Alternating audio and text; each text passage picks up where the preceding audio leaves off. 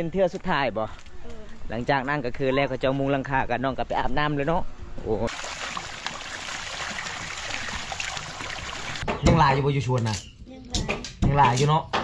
ขายบ่ซื้อเลยขายขอบใจเด้อคุณแม่เจดีเจ้าพังใจมาอายุดีมีแห้งในลำให้รวย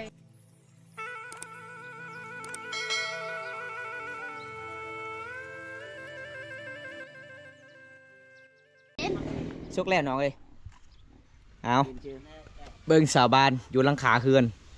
เต็มอาญะยังมาทันได้แล้วตอนนี้เวลา 12 โมงเที่ยงแล้วเด้อทุกคนเอาน้องกะสีเฮ็ดกินก่อนพี่น้องเลยเอาวายแล้วก็ปิ้งป่าเบิ่งบันไดก็สูงอุ้ยสุดยอดบันไดตัวนี้นี่เวลากลางคืนละขึ้นพุ่นเลยเพื่อกำลังสีล้างถ้วยล้างจานเพื่อนเอาไว้กับปิ้งป่าเมื่อนี้นี่คือพี่น้องเลยพี่น้องสาวหมู่บ้านแกงอลองมาซอยน้องได้มุงหลังคาไม้แล้วเพื่อนน้องหรือว่าห้องนอนน้องเบิ้งพี่น้องทางพุ่นคือห้องนอนสาวเพอเลยอันบ่แล้วมื้อนี้น้องก็บ่ได้นอนละมื้อนี้ทุกคนเลย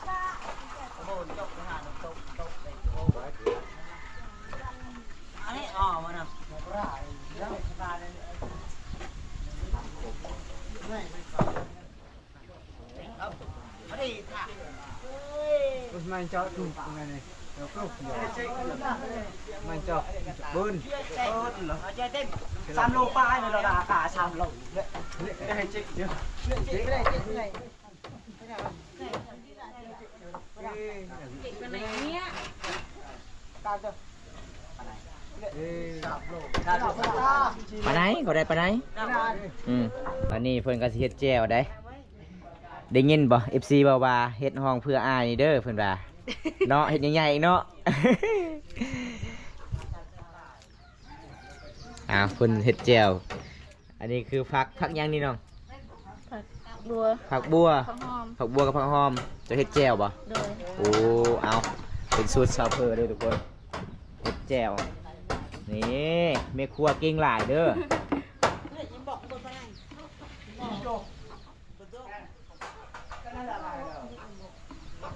ใส่ยังแน่ใส่พริกเกลือเป็นนัวเนาะสบายเนาะอยู่ในเฮือนเลยนี่ยังอีกจะหานะเกลือเกลือมันเป็นเกียร์โอ้ย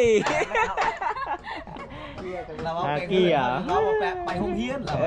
เฮียนเรา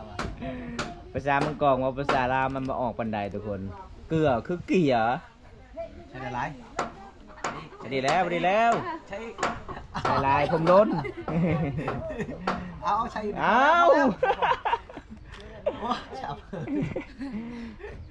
ยังอะไรที่เตี้ยงกี่ละบ้าใส่น้ำเลยเนาะเจาะเด้อเลยจุดเนาะกรอนคิวบัดcái đợt tại mày giật từng khụ điบัดมันน้ำมุ้ยตามอันเหรอใส่น้ำเชลล์นอกบ่น้ำสาบให้กล้องอันขี้อยู่บัดเจียวใช้น้ำได้ทุกคนนะไปเดี๋ยวดินี่รวยหนัวรวยไปยังรวยซอยบ่โอ้ขันซอยผักงามเนาะอันนี้งามแล้วมือเจ้าเด็ดมือเจ้ากับคมคือมีดคือกันได้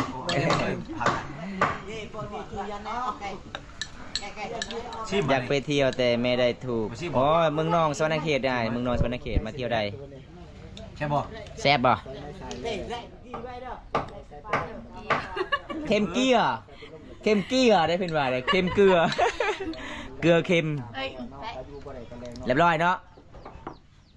เอาสูตรซาวเฟอร์เฮ็ดแจ่ว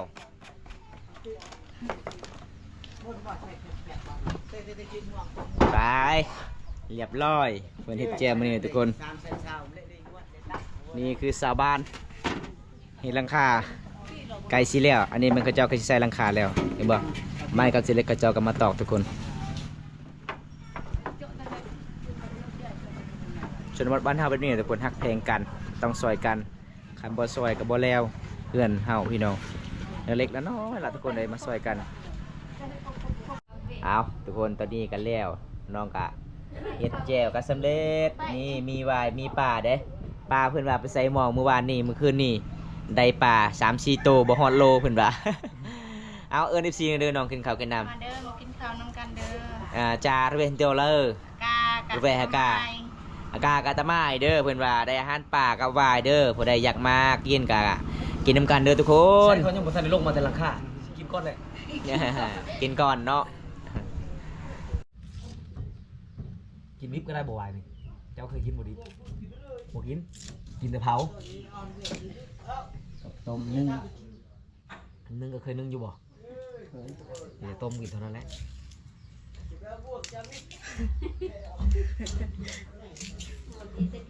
เละ เฮ็ดเอ้าช่างเอาปากขาดมันนะ พ่อกะเรียกเลย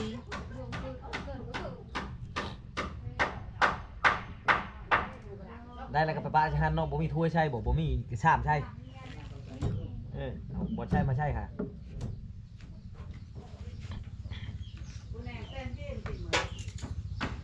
ใช่ฮันนี่คือบ่ฮักทีมรถยอดมันบอลมันแก่นะยังว่าฮัก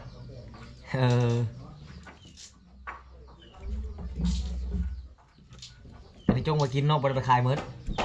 ยังหลายอยู่บ่อยู่ชวนนะยังหลายอยู่เนาะเอาทุกคนคันใครต้องการนะติดต่อชาวพือได้คันใครจะต้องการจะชื่อหวายขายบ่ ชื่อเลยขาย คันอยู่ไกลก็ฟังให้เนาะอ้าวยังมีหลายเนาะยอดใหญ่เด้อทุกคนเด้อหวายนี่เด้อ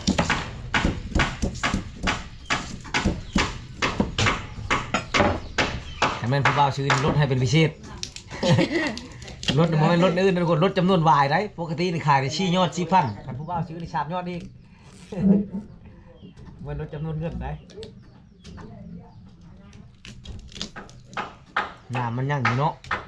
ทางลุ่มหมูน้ำมันยังอยู่จับถึกน้ำจดชั่วมือได้ฮอนเนาะ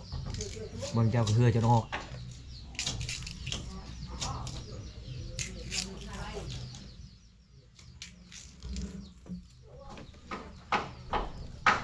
ตอนนี้แม่งเขาเจ้ากะสิใส่เป็นลมก่อนหลังจากนั้นเขาเจ้ากะสิมุงหลังคาเลยทุกคนเลยตอนนี้เราเวลา1 โมงแรงแล้วพี่น้องชาวบ้านกะบ่ทิมบ่ปะกันเด้มื้อนี้อากาศร้อนหลายเลยทุกคน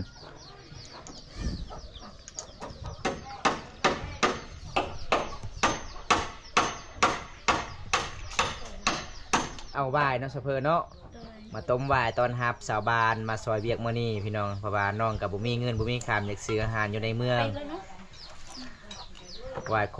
มก็คือเพื่อนน้องพูกวายเลยทุกคนน้องกับค่ายวายก็คือได้ซื้อเกลือซื้อปิ้งนัวนี่แหละมายามเพิ่นมื้อนี้ทุกคนเลยน้องกะใจดีเลยตาฮักตาแพงขยันลายสาวช่วยประจำหมู่บ้านพี่น้องคันสิแกงใส่กับกระดูกงัวนี่แซ่บเนาะ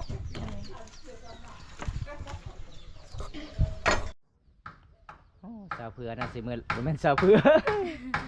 สาวเพื่อน่าสิเมื่อลายเด้อทุกคนย่านสาวบ้านกินบ่อิ่มกินบ่แซ่บเพิ่นกะสิต้มวายแน่เห็นบ่ทุกคนนี่ละพี่น้องเอ้ยเห็นแล้วก็สงสารน้องลายด้วยหาเงินหาคำมาเป็นไปเฮ็ดงานอยู่นครหลวงเวียงจันทน์ก็คือตกงานอีกเนาะเงินเดือนบ่ค่อยดีเลยกลับมาบ้านได้ใส่แต่ดอกฟันไปนครหลวง เอาพี่น้องสุดบทบ้านหาแบบนี้แหละทุกคนนี่วายกันล่าอันนี้เป็นวายคมเลยพี่น้องบ่แม่นวายหวานๆเนี่ยพี่น้องวายคมเลย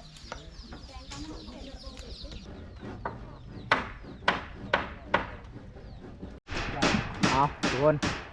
ตอนนี้มันเขาเจ้าตาสีใส่หลังคาแน่ทุกคนเลยเพราะว่ามื้อนี้อากาศก็ร้อนหลายพี่น้องมื้อนี้หน้าสีแล้วเลยพี่น้องมื้อนี้ทุกคนขอทางนี้ได้เห็นบ่อันนี้คือสะบ้านบางคนก็ยิงสังกะสีบางคนก็สิไปมุงสังกะสีมุงหลังคาบ้านสาวเพอเลยทุกคน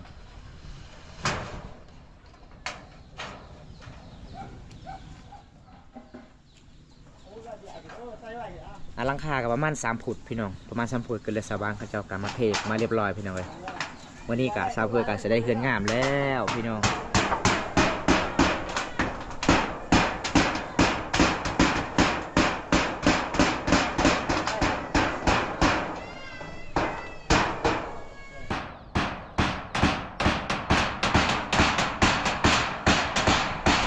ก็คือกระเจ้ากำลังนึ่งข้าวเลย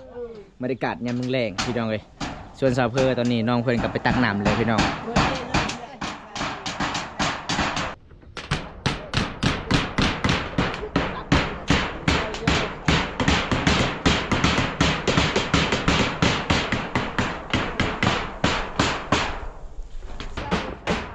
นึ่งข้าวเนาะ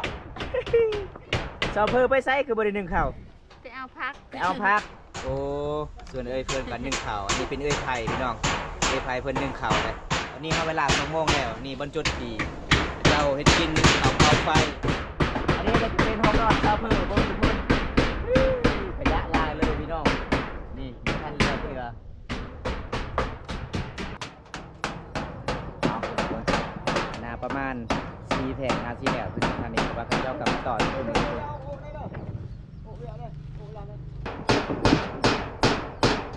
ครั้งนั้นก็คือสิแล้วพี่น้องเพราะว่าครั้งนี้ก็สิแล้วทุกคนเลยตอนนี้ก็คือชาวบ้านกับที่หมู่ป่าได้ยังมาทันกินข้าวเที่ยงเลยพี่น้องเขาเจ้ากับ4 โมงสำเร็จแล้วเขาเจ้าก็กินข้าวกินน้ำตอนนี้เขาเวลา3 โมงแรงแล้วพี่น้องเพราะว่าเขาเจ้าก็มาซอยเต็มมือเสาเลยทุกคนแบบนี้แหละพี่น้องเคสชนบทบ้านเฮาได้อยู่บ้านนอกบ้านนาต้องซอยกันแบบนี้แหละพี่น้องทั้ง3 หมู่บ้านเลยทุกคน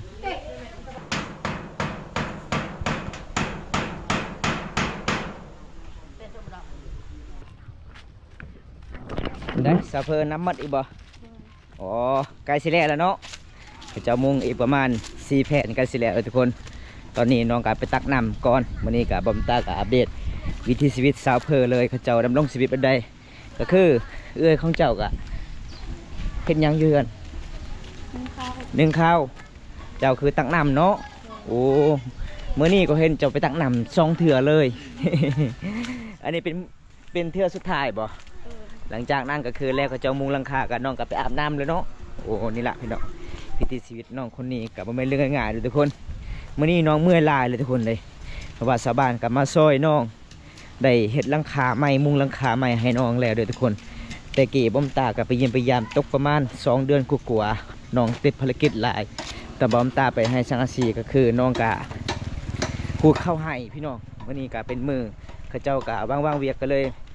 ส่วนพี่น้องมาซอยเนาะชาวเพอเนาะเอาทุกคน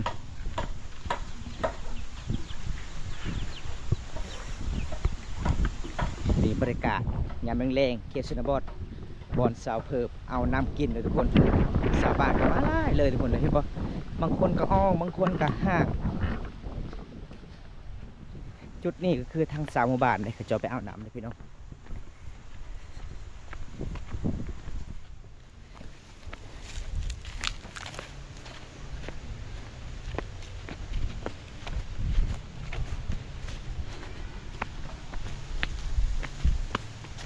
โอ้ยามนี้บ่มีเนาะน้ำจุดนี้เนาะมันแห้งแล้วเนาะโอ้สุดก่อนคือน้ำหลาเลยทุกคนเอาจะได้พ่อเลยบอสบานอาบน้ำมือนี้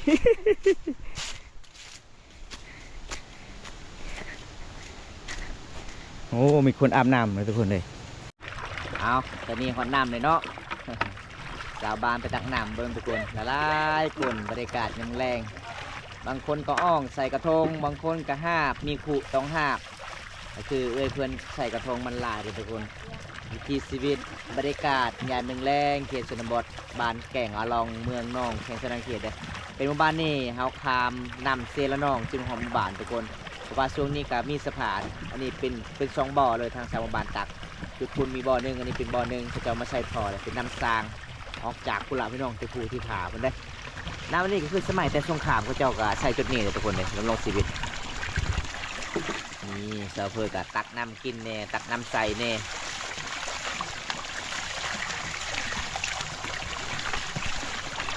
ขันน้ำใหญ่น้ำเซลนองใหญ่คือน้องๆไปอาบน้ำจุดนี้เนาะโอ้ช่วงนี้คืออาบน้ำเซลนองโอ้น้ำใสทุกคนใสดีเลย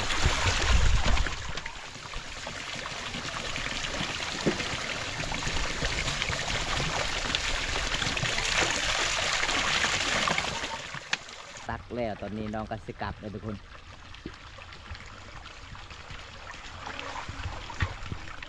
คักเนาะจะเนาะไม่เท่าเนาะเอาเตากาเลยมาตักหอดเฮือนแล้วก็นึ่งไปเลย เอาตอนนี้ยังเรือแต่สาวน้อยคนเดียวจะบ่ได้ย่านบ่ย่านบ่ โอ้บ่ย่านเพิ่นว่าไปกลับเฮาบัดนี้เบิ่งเส้นทางกลับพี่น้องวู้สุดยอดเลยท่านผู้ใดบ่เคยหาบนำจุดนี้น่าสิเจ็บแอวแน่นอนเลยทุกคน สาวเพอเคยดำรงชีวิตแต่น้อยๆตักน้ำหาบน้ำเอามือเฮือนมือสานเด้นี่เห็นบ่ทุกคนแต่นี่ฮอดเฮือนของน้องกับประมาณ800 เมตรพี่น้อง800 เมตรเลยทุกคนสู่ชีวิตอลีพี่น้องสาวลาวเขตนี้บางคนกับบ่ได้ใส่เกิบเบิ่งมีเถ่าเพิ่นบ่ได้ใส่เกิบเลยเด้ย่างไปด้วยพาตีนอย่างเดียวเลยเห็นบ่เขตชนบทบางคนกับบ่มีเกิบเพิ่นย่างไปเป็นนั่นแหละพี่น้องอันนี้คือเส้นทางไปเฮือนแม่เถ่าเพิ่นทางนู้นอันนี้คือเส้นทางไปเฮือนสาวโทเลยบรรยากาศยามแรงเพราะว่าช่วงนี้ก็สิร้อนหนาวทุกคนแต่มื้อนี้ฝนฟ้าอากาศแจ่มใสร้อนหลายทำไปตักยามแรกๆเนี่ยน่าจะเต็มกวนเอาคนเนาะขันซ้ำนี่น่าสีบางๆนิดนึง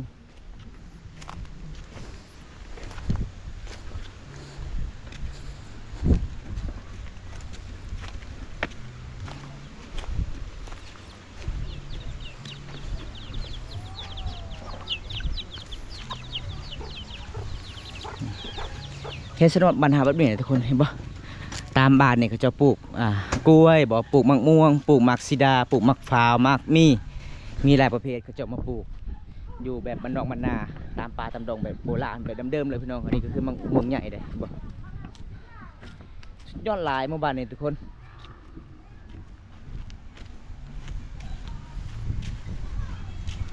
ทางพุ่นก็จะเป็นสะพานทางพุ่นพี่น้องเป็นสะพานแล้วก็เป็นแก่งเลยได้สะพานเขาข้ามไปเมืองนอกเช็ด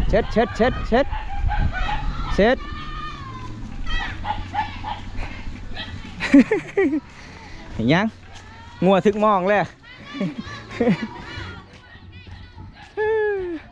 ปลาบ่ทึกงัวก่อนเนาะ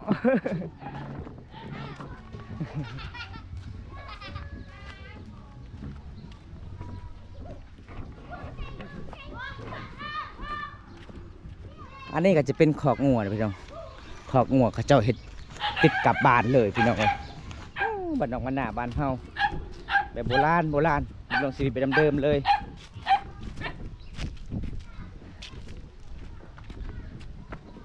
ประมาณหมู่บ้านนี้ก็เป็นเฮือนหลังนี้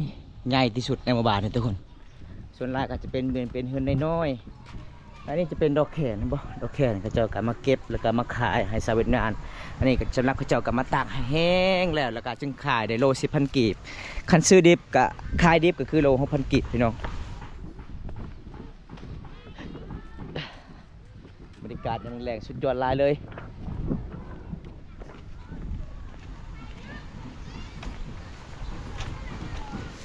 โอ้ส่วนลายหมู่บ้านนี่แนมเบิงกกมะพร้า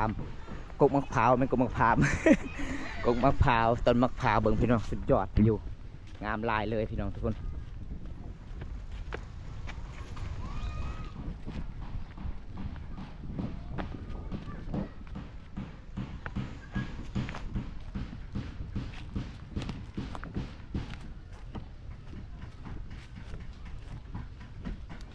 ตอนนี้ก็หอดเฮือนหอดสารน้องแล้วตอนนี้เขาย่างประมาณ8 นาทีเลยทุกคนจึงหอดบ้าน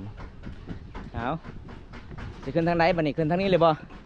โอ้เสร็จแล้วเลยเนาะนี่เสร็จแล้วเด้อทุกคนเฮือนน้องเอาวันนี้ก็ตามติดวิถีชีวิตสาวเพอคุณงามส่วนสาวบ้านมาซอยทางพุ่นพี่น้องพระเจ้ากำลังซีมุงลังขาเด้เดี๋ยวผมตากันสิไปเบิ้งพระเจ้าเฮ็ดนั่งอยู่ในเฮือนในศาสตร์ได้ยินพระเจ้าภาพลาบทุกคนอันนี้จะเป็นสาวบ้านก็มาซอยทุกคนโอ้กันเสร็จแล้วเอาเพิ่นตักน้ำแล้ว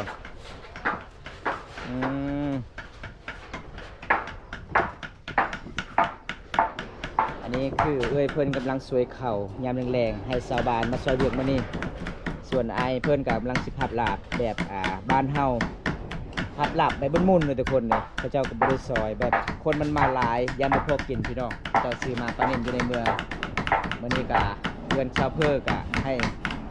สาวบ้านมาซอยมุงหลังคาบนทุกคนเห็นบ่บางคนกะมุงยังทันได้แล้วเถื่อเลยทางนี้นะประมาณยังแผ่นหนึ่งทางโน้นกะประมาณยัง2 แผ่นกันสิแล้วพี่น้องเลย มื้อนี้จุดมัดมือพี่น้องชาวบ้านไปเวียกปางานซอยเพื่อนชาวเพิ่งมุงหลังคาเพื่อนใหม่อันนี้บางเขาเจ้าเฮ็ดกินนี่บางเขาเจ้าเฮ็ดกินนึ่งข้าวเปล่าไฟอันนี้จะเป็นห้องนอนของอ้ายเพิ่นห้องนอนชาวเพิ่งอุ้ยพี่น้องเอ้ยเป็นยังไงชาวเพิ่งเมื่อไรบ่เมื่อยเนาะมื้อนี้เป็นจะได้รู้สึกดีใจบ่ ดีใจเนาะเพื่อนกันสิแล้วเลย มีชาวบ้านมาซอยอีกตอนนี้น้องเอาปลานิ่นบ่ซื้อปลานิ่นมาตีเมืองโอ้เอาอะไรก็ให้น้องพักผ่อนก่อนทุกคนก็คือชาวบ้านกะเฮ็ดกะกันสิแล้วเนาะวันนี้ก็สิได้นอนเย็นๆนิดนึง กันยามฮ้อนน่าสิฮ้อนหลายได้บ่คือยาคากะสิมุนแล้วก็เลยน้องก็มาเปลี่ยนทุกคนเลยชาวบ้านก็จะมาซอยละลายคนวันนี้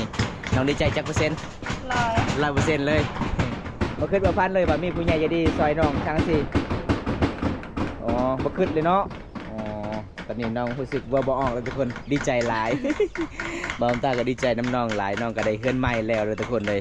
เพราะว่าน้องตอนนั้นก็ไปเฮ็ดงานก็บ่ได้เงินสุดท้ายกลับมาบ้านเฮาคือเก่าทุกคนเลยช่วยเวียกอีพ่ออีแม่คือเก่า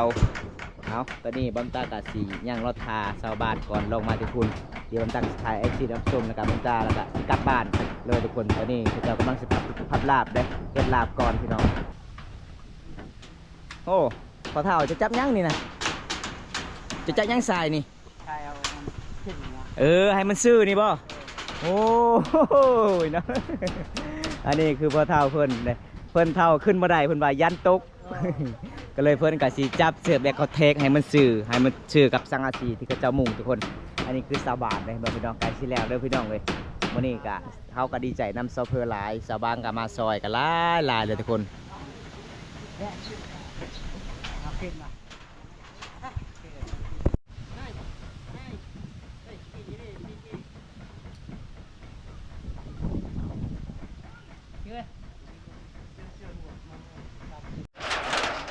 ตอนนี้มันเขาเจ้ากับซีมุ่งอยู่ทางเถิงพี่น้องใกล้สิแล้วเลยอันนี้เขาเจ้าบ่มีมีดตัดเขาเจ้าเอาด้วยมือตัดเลยทุกคนเอาด้วยมีดเห็นบ่มีดพับลาบล่ะทุกคนอันนี้คือพี่น้องของสาวเพิ่มมาซอยเลยเห็นบ่เขาเจ้ามาซอยกันแล้วทุกคนเลยเพิ่นก็สิตักอาหารแล้วให้ชาวบ้านมาซอยเวียกมื้อนี้ทุกคนนี่ล่ะบ้านเฮาทุกคนเลยอันนี้คือพี่น้องเลยหลายๆคนมาซอยมื้อนี้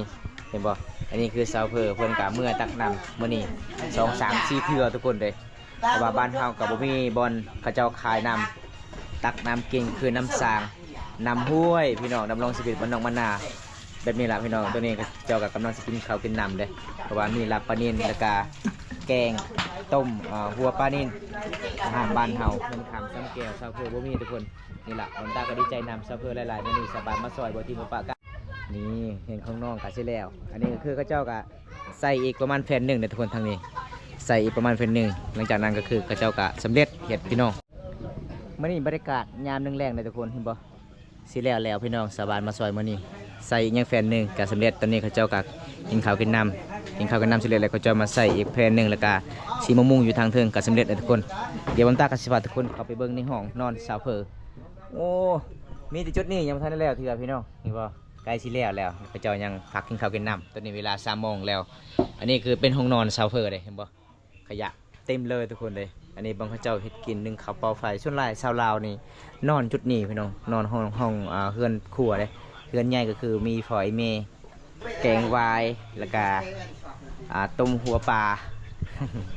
วันนี้ภูมิใจเนาะชาวเพอเนาะได้เฮือนงามเลยวันนี้เบิ้งเฮือนเจ้านี่งามได้ ตอนนี้ก็คือชาวบ้านก็กินข้าวกินน้ำเขาเจ้าก็ใส่อีกอย่างแผ่นหนึ่งก็สิแล้วน้องเนาะโอ้วันนี้บอมตาก็ดีใจนำน้องวันนี้ไอ้สกับกันเด้อวันนี้ก็ขอขอบใจละลายที่โทรหาอ้ายนะครับส้มเขาเจ้าซอยน้องวันนี้มูลังคาเนาะบอมตาก็ดีใจน้ำน้องหลายได้เฮือนใหม่แล้วเวลาหนาวเวลาฝนก็อยู่ได้สะดวกสบายเนาะตอนนั้นเป็นยังไงตอนเวลาฝนก็คือเปียกมาเลยบ่ชงเสือบ่โอ้ทุกคนดีใจจักเปอร์เซ็นต์เอาลอยเอาขอขอบใจที่นึงผู้ใหญ่ใจดีในเด็กก่อนสิกลับบ้านนบขอบใจหลายๆเด้อผู้ใหญ่ใจดีจากพังไทยก็ขอให้ร่ำให้รวยขอให้อายุมันคนยืนแต่นี้ต่อไปขอให้อายุมันคนยืนขอให้อายุมันคนยืนข ขอให้อายุมันควรยืน อยู่บ้านอยู่ ว่าบ่ออกเลยบ่บ่ออกเลยเนาะบ่เป็นคำตัวนี้เนาะเอาตอนนี้เจ้ากะสิย่อผ้าเข่าวพี่น้องมาซอยมื้อนี้เนาะเขาเจ้ากินข้าวกินน้ำแล้วเขาเจ้ายังใส่อีกยังราคาหนึงหรือว่ายังแผ่นหนึงก็สำเร็จตอนนี้ก่อนอายสิกลับบ้านขอขอบใจผู้ใหญ่ใจดีนี่เด้อ ขอบใจเด้อคุณยายเจดี จากพังไทย เจ้าพังไทย ขอให้อายุดีมีแห้ ของ ให้อายุดีมีแห้ง ขอให้ร่ำให้รวย ให้ร่ำให้รวย ขอให้อายุมั่น ขอให้อายุมัน ควันยืง วันยืน เตนี้ต่อไปเด้อ ตอนนี้ต่อไปเด้อ ขอให้ได้เงิน ขอให้ได้เงิน กลับคืนร้อยเท่าพันเท่าเด้อ เท่าพันเท่าเด้อ นี่เพิ่นกะอวยพรกะเคินๆแน่ เว้าลาวกับบ่ค่อยเก่งน้องก็ดีใจหลายเนาะตอนนี้ไอ้กลับกันเด้อมื้อหน้ามาเยี่ยมๆกันใหม่เนาะบ๊ายบายไปก่อน จะโดย